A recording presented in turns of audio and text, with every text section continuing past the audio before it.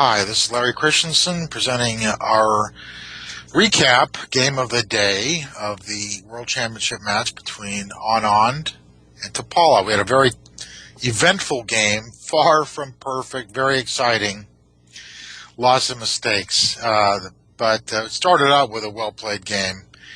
But in the end, it was 85 moves of thrills and spills.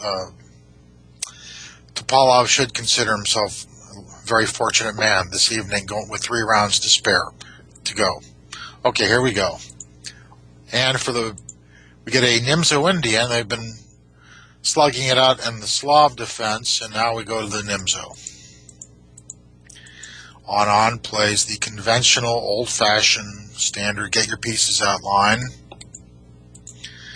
And Topalov now goes for what used to be Karpov's favorite line, the old B6. And now black-white pins,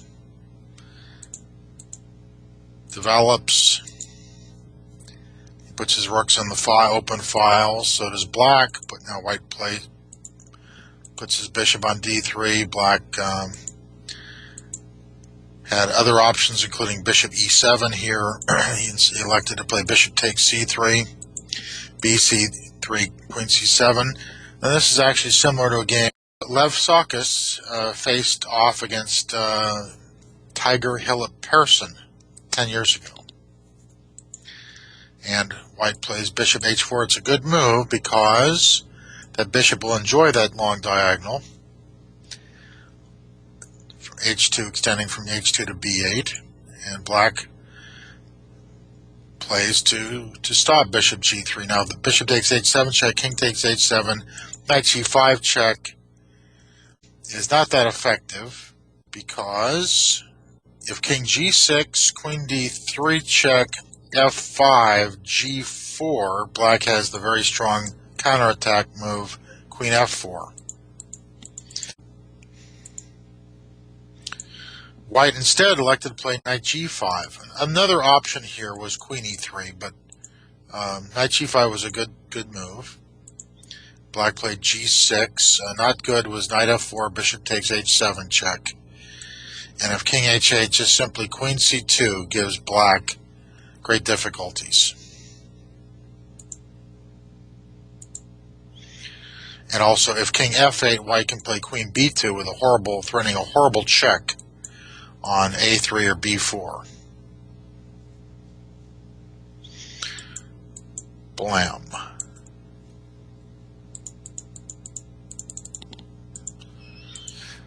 So after knight G5, black played G6. Now he's menacing knight F4, and here Anand played the just perfectly logical knight H3 that keeps the black knight out of F4. Knight takes H7 here would just simply fail miserably to knight F4. And so instead, after G6, knight H. By the way, this had already been played. Somebody had played queen D2. I think that was the Sakis Persson game. It continued queen D2, but it looks like knight H3 is an improvement. And this may well have been opening preparation by Anand. He preserves his bishop pair, and black has a long-term problem with his weak dark squares. Okay, now Topalov is never one to sit back passively. He tried E5, and Anand now plays F3. That provides a nice retreat square for both the bishop and the knight. And that's got a semi-pin working against the pawn on E5. If now E takes D4, very strong is queen takes E8 check, rook takes E8, rook takes E8 check, king G7, and now bishop F2. And the bishop becomes an extremely powerful weapon on that long diagonal. Looks that pin it's not going away quickly.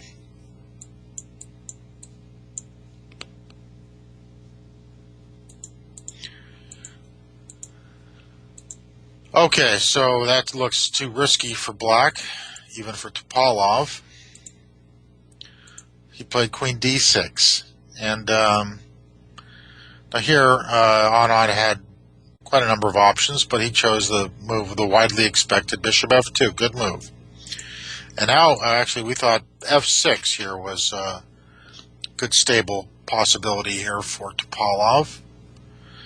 Just a good status quo type move, maintaining the center. But instead, Topalov reflected not very long. He just played plunged ahead with e takes d4. And this was a bit surprising. Looks like in the resulting queen versus two rooks scenario, white should have the edge. Okay, now here's Topalov's plan. If bishop takes d4, black has knight g7 attacking the rook. And when the rook backs up, he's got knight g7 to e6 attacking that bishop on d4. That does assure black an excellent game. But pawn takes d4, on the other hand, is a different story. That controls key squares, and it's also a pass pawn that can be quite powerful in the future. So I think here white has, no question about it, a clear advantage.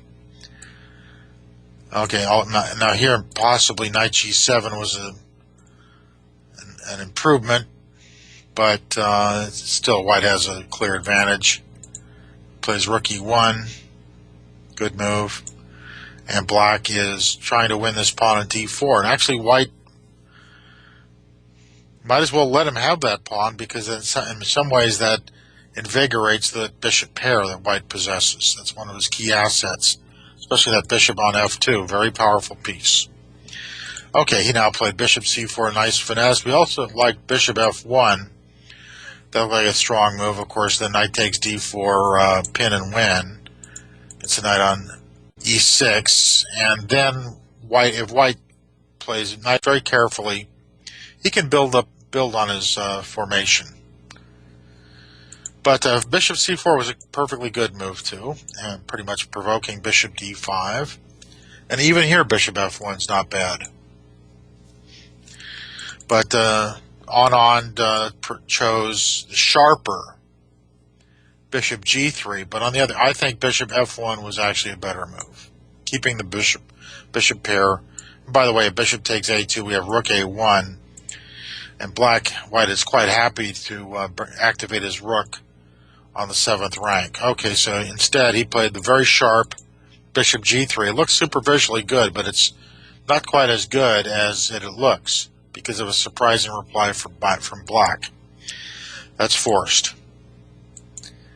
If queen d8, that's horrible. Bishop a6 threatens rook c8. That lands black in big trouble immediately. He played the active and correct queen b4, and now bishop e5 attacks the protector of the bishop. Now, if bishop takes c4, bishop takes f6, we can see black's king is in a major mating net, major king safety issues here. That's no way to go. Continue. He tried the only moves, knight d7, nice shot. Nice, what keeps him in the game. The point is also illustrated in the game continuation, a3, queen a4, and now after bishop takes d5, black responds knight takes e5, and he's going to access d4 and get a pawn and avoid material loss. Bishop takes e6, that's correct. Queen takes d4 check, king h1. And now things get interesting. He plays f takes e6. Knight d3 is not so good on account of rook e4. Queen b2. Bishop takes f7 check. King takes f7. Rook c7 check. White would appear to have an advantage here. And then if king f6, we have rook c6 check. That pretty much forces king g7. White does have some problems here along with his back rank. Oh, if he plays bishop takes f7 check. Now, if he plays king takes f7, knight c5 check is very effective. The point being, it's actually forced mate here because king f6, knight takes h7 check is crushing. King g7, rook c7 check if king h6, rook h4 mate. King g8 wins, knight f6 check and rook e8 check. And king h8 is bad on account of rook e8 mate, right? Now black can play king f8 here, but white then responds rook d1, queen c2, rook takes d3, queen takes d3, rook f4, that saves the day, that saves all these minor pieces. Check, knight g1. And white has rook and 2 pieces against the queen. That favors the rook and 2 pieces. Okay, so going back. So knight d3, it does appear the bishop takes f7 checks a strong answer. Instead he played f takes e6. And now knight g5 puts black on the spot. The knight becomes very strong. If now queen d2, h4 is strong, pretty much forcing knight f7. And if knight f7, rook ed1 seems to win a piece. Queen f2 forced. Rook c8 check, king g7, rook d7, queen take h4 check, knight h3. Queen e1 check, king h2. Eventually white will slip out of those checks and then pin and win the knight on f7. King f6, rook f8, for instance. And also, after knight h3, queen f6, rook cc7, a5, a4 leads to a winning endgame for white. Okay, so instead, he played queen d6. That's probably the best try. And here on missed one possibility. Knight takes e6 was interesting here. Then queen takes e6, f4 definitely is in white's favor. I think knight takes e6 is cleaner continuation than the game, which was knight e4. And now black played queen takes a3. And here, if rook c7 looks great at first sight, but it looks like black survives after knight d3. And one of the problems white has is his back rank. So knight d3, rook d1, for instance, black has queen b3, has this annoying constant attack against that rook on d1. Knight f6 check, king f8, knight takes h7 check, king e8 is possible. But then knight f6 check, king d8, rook d1 check, king c8 favors black, strangely enough. Not surprisingly, actually, white's pieces are scattered all over the place. Anon played rook c3. And here I think now it's turn for Topalov to make a mistake. He played queen b2. Looks like queen b4 was an improvement. And now Anon played h4. So he's making Luft, also securing. Could be a very useful attacking device. He played queen b2. h4 could be useful attacking lever in the future.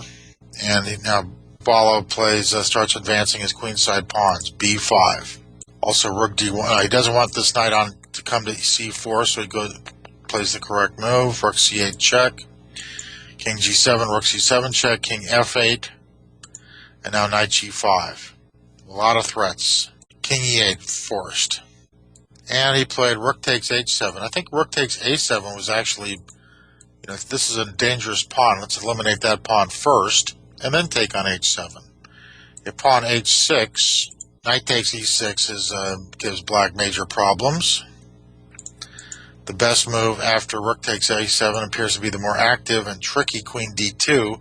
And then if rook takes e5, we have check, check, and takes the rook. Okay, now if queen d2, I think probably white's best chance to win is rook b1.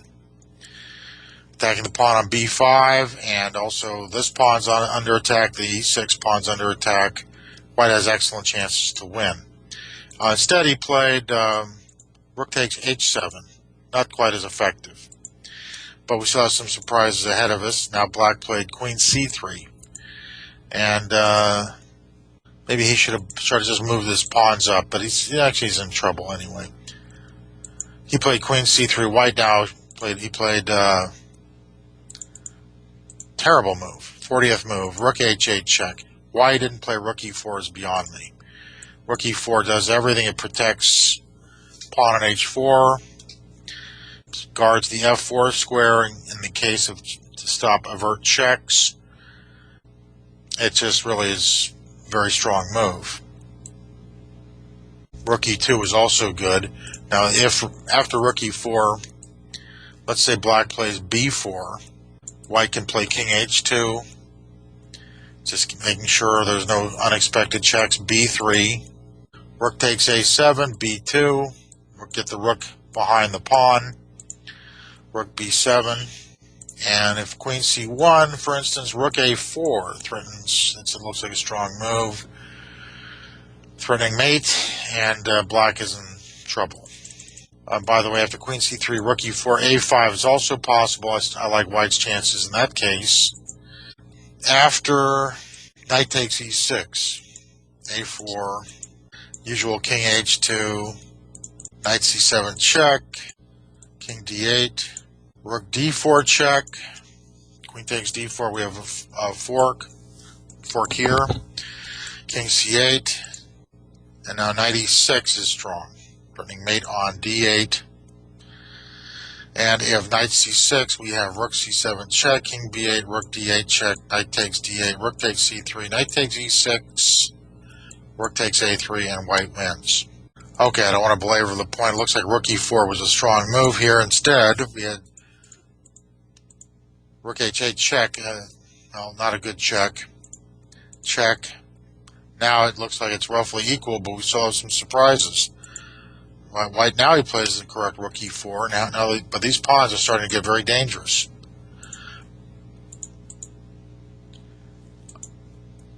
However, an even better move here than b4 was to play king b6 right straight away to create a square on c6 for the knight.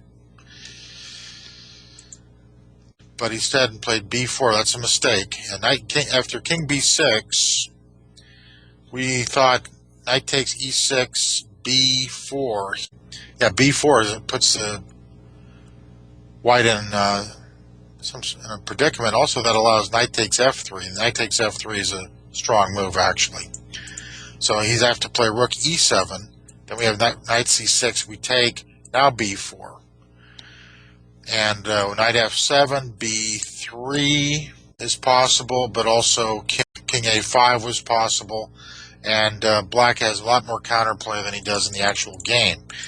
Well, after king b4, knight takes e6. Now black's game's on the critical list. He should have played queen c1 check here,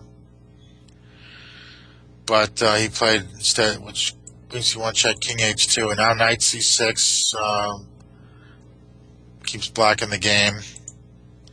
But instead he played queen a1 check, not as good. King h2, a5, h5. That's a good move. Takes, rook takes.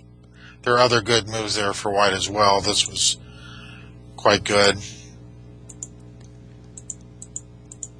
So the two rooks are running rampant here. Nice move by on to cut the exits away. And now rook d6 was good. Knight c4 was good. And here, pure desperation from Topalov. Actually, it's the best try. Good try. Knight takes f3 check. He had knight d5 was also good for white, I should add. That sets up all sorts of mating nets. And then knight takes f3 check, g takes f3. Should also win for white. This is more problematic. Black played knight takes f3, g takes f3, check, knight d2, because now the knight's passive. Black played king c7. They also thought this was a good move here, superior to the actual game continuation. This should still win. So he played rook d7 check. Now if king c6, rook d6 check is very strong. So he played king c8, Rook check, he repeated moves. And now Rook A7 would apparently have won, or have offered good chances after A4, Rook D4, A3, King G3, getting the king off a bad square, and then supposedly Queen A1 is Black's best. Knight takes B3 and check, and Black has some chance at a perpetual. Exhaustive analysis has not concluded yet that White's winning. I think my intuition is White is winning. Anyway, he didn't do that. He played Rook G7. That was not good. A4, not as good. And now we had some repeating. Okay, critical moment again. Now he should have played the Rook G4. Oh, by the way, that's the second time he let the Black king off the first rank. He should have played Rook D7 here, and that would have offered decent chances to win. And sets a lot of traps. Okay, Rook D7 would have given White decent chances to win. Instead, he played the Rook G4, and after B2, well, White's winning chances evaporated. Actually, here Topalov could have played Queen C1 with the idea of Rook takes A4, Queen, Knight takes B1, Queen C2 check, leading to a drawn ending. Instead, we were treated to this end game, which is a theoretical draw here at this stage. He avoids, of course, A3, Rook B4 check, Queen A2 check, King G3, A. He pushes. He tries to hunt down that pawn, but unfortunately the White king's a little too exposed. Queen A1, Rook check. Here, check. He does win the A pawn, but that is not good enough to win because these rooks are not effective at blocking out checks. And the game concluded with a perpetual. Long game. I'm sure very disheartening for Anand. All that work put into it, and a draw several times, chances to win, but that's the way the ball bounces. So a couple of bad reverses there for Anand in games 8 and 9. Last 3 rounds should be quite exciting, so stay tuned for more coverage of this epic match between Topalov and Anand. Thanks to this, I'm Larry Christensen. Thanks on behalf of the entire crew at ICC. Thanks for joining me.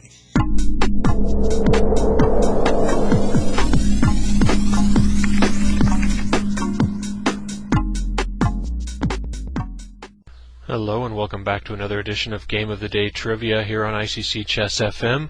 This is Mick Gringard of ChessNinja.com, and I'm ready to give away another 1-year subscription to New in Chess magazine. And first, let's go right to the answer here. And again, I'm not sure of how many we have left exactly because the players might go to tie breaks, and I'm thinking that if the match goes to tie breaks, then trivia, well, I guess it won't really be tie breaks, but we should go to overtime as well and toss in an extra opportunity there for another 1-year subscription for that day of rapid and possibly even blitz tie breaks that will take place if the match continues to be tied, as they are currently tied after 9 rounds there in Sofia. So it could happen, and might just be good for you. You might get an extra chance to win that New in Chess subscription. Otherwise, there are only 4 left, including the person who won for round 8. And the question, or actually it's more of a statement, but let's not get too picky here, was name 2 people who played more than 1 match for the World Championship but never became world champion. This is a short, tragic list of names. Some great players who managed to make it all the way to the peak, got their shot not only once but twice, and still were turned back and never did become world champion. Because there are plenty of guys who lost and then later came back and won. I mean, that's a fairly illustrious list as well. I mean, you've got to look at, or maybe even drew and then came back and won. So you've got Smyslov, for example, who got a couple tries there, but at least he had his year as world champion and is on that list of immortals. But not so with these 3 players. Again, I only asked for 2, but there are actually 3. There are Mikhail Shigorin, Efim Bulgolyubov, Vladimir Klitschko, and Andrei Rublev. Those are the 3 players who or Bogolyubov if you want to get really tricky, and Viktor Korchnoi, of course, all of them losing 2 matches to the same opponent. Chigorin losing twice to Steinitz, Bogolyubov to Lochin, and Korchnoi to Karpov. Of course, Korchnoi actually lost, you call it 2.5 World Championship matches. He lost the final candidates match to Karpov, of course, and in the winner to face Bobby Fischer for the title in '75, a match that never took place. So it was kind of a de facto retroactive World Championship match, but we don't include it because it wasn't a World Championship match when they were playing it, certainly, and is not generally counted as such. Some of you might have gone to some spurious source and gone for Janowski, who lost several matches to Lasker, including a World Championship match, but his match in 1909 with him, which is listed in some sources as a World Championship, was not. And there is overwhelming conclusive proof of this. It's just that a lot of sources just copy from one another, and that fable of it having been for the championship is just continued, including in some fairly reputable sources. It was not a World Championship match, as was made explicit in contemporary documents, and he only got to play 1. So his name cannot be included on the list, but if you had 2 out of 3 of Chigorin, Bogolyubov, and Korchnoi, you were eligible to win that new in-chess subscription. Let's move on here to the question for Game 9. And again, back into the history books, looking for some great players here, and great players need to pull things out at the great moments, the cataclysmic crises at the end of the match. And here is the question. 3 defending world champions have gone into the final game of a World Championship match needing to win, to draw the match and hold on to the title, and have done it. Name all 3.